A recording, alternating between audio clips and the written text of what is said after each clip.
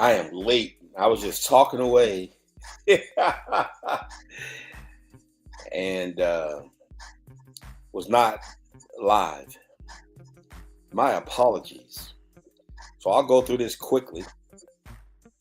I want to be mindful of your time. And let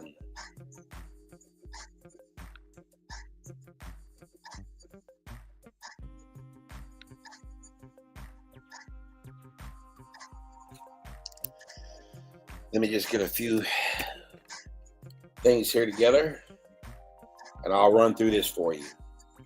By the way, let me know what you think about these emergency bulletins, whether they're helpful or not.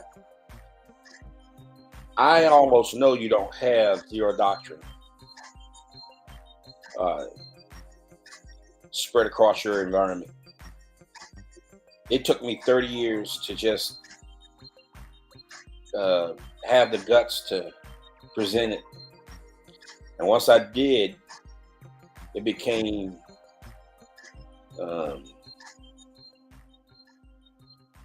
appealing, if you will, to the appetite of my current solving doctrine partners. I did not realize I was withholding something that valuable. I mean, when you make something up yourself, at least for me, you don't think of it as sensational or dynamic, or you get excited about it, but you don't know how people are going to respond to it. You know, people talk to you about pipe dreams and things of that nature, blah, blah, blah. Anyway, let's go ahead and get into this. Let me take this screen down. Where we at? There we go. So the Akira virus hits SonicWall VPNs. And man, they're being hit hard. Like nobody ever seen, as Donald Trump was saying. And I'm not laughing at you guys. If you are victims of this, it's certainly not funny. But VPN access is not the front door. Okay. You have to realize that when you're using VPNs, it's a bridge. And Akira Ransomware just crossed it. Health-ISAC, ISAC rather, and CISA have confirmed. Let me repeat that again. They have confirmed an active campaign, a campaign targeting SonicWall SSL VPNs with a surge starting in mid-July. We're seeing abnormal logins coming from VPS and cloud hosting providers, not your usual corporate broadband. Once inside, the actors move fast. They use AnyDesk, rClone, Mimikatz, AdFind, then BYOVD. Attacks kill defender and wipe your shadow copies. So much for your backups, right? Well, OSINT, we pulled the hashes, the domains, and the MITRE mapping straight from H-ISAC bulletins and CISA AA24-109A. You know, and this isn't theory. These are live indicators you can load into your SIEM today. Let's talk about how we address this in my doctrine, in my world. And first of all, we have to talk about the Cybersecurity Constitution.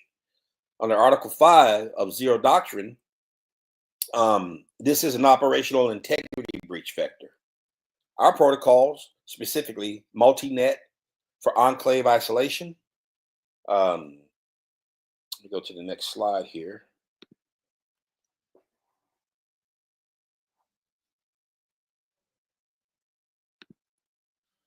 Here we go. Is that the right slide? Yeah. TrustNet for identity locked access. Aegis AI for anomaly detection. And they're built for exactly this.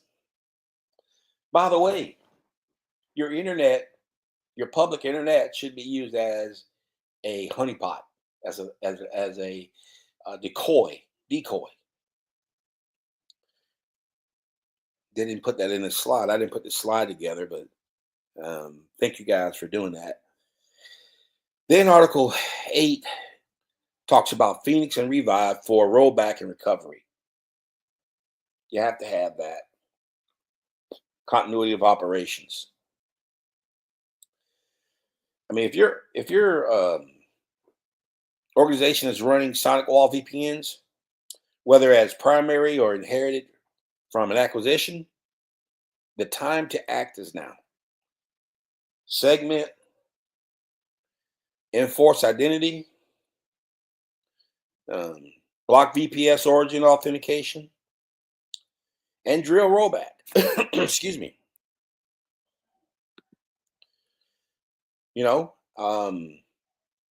we'll walk you through it in our secure train ransomware containment module, where we do tabletop exercises. We can do a live ones as well. I don't recommend that. I don't recommend doing anything in your live environment that could adversely affect it unless it's an emergency. But our secure train module can help you with that. And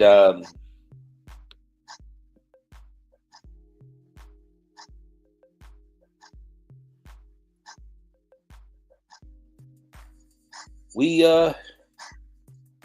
want to help. I'm just looking at a question here, and I'm not going to say this next corny thing on my slide. No offense to you guys, put it together. I appreciate it. I really do. That's just not me. So go to my website at manualwlloyd.com. You can download this emergency brief. You can put in the OSINT information into your SIEM, and you can see for yourself. You don't have to take my word for it. Sign up for a secure train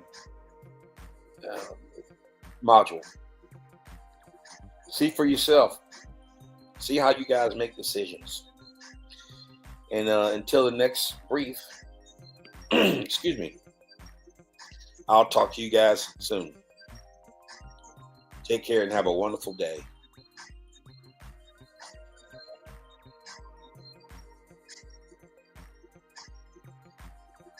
Oh, we have other questions? Let's see.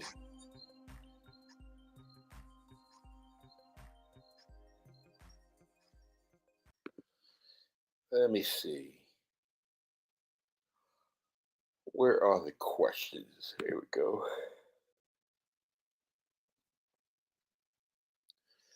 What if I don't have Zero Doctrine? Well, tough luck. No, I'm just kidding. If you don't have Zero Doctrine, we can work with you. Listen, I know I give CISA and DOD and all those government agencies a hard time, but it's just mainly in fun. The serious part of it is that those frameworks really is all they have. They have to depend on public-private relationships. And this is vendor-led, vendor lock-in at its best. I had a conversation with someone. It was a comment conversation. We didn't talk on the phone or in person. On LinkedIn, and one of the first things she talked about was vendor lock-in discuss or fatigue. I forget exactly how she put it. Well, there's no vendor lock-in with us. It doesn't matter who's in political office. It doesn't matter who's in charge. It doesn't matter whether or not I'm breathing. Doctrine stands on its own. There's no handshakes with any vendors. We don't have any hardware vendors or software vendors that we stroke their back, they stroke ours kind of thing. There's no quid pro quo here. I can't stand that. I really can't. It actually sickens me because it takes away the true integrity of what um, this stuff is supposed to mean. Anyway, so if you don't have zero doctrine, that's not a problem. Still reach out to us and we can work out a solution for you. Whether you use NIST or ZTA, zero trust, or anything recommended by CISA, we still can work with you. Let's talk about it and see where we are. It doesn't cost anything to talk unless you want a serious doctrinal brief and you want to take a serious plunge. But just to kick tires, there's no cost to that. All righty. So take care, and I'll talk to you guys on the next one. I think that's all the questions. Take care. Bye.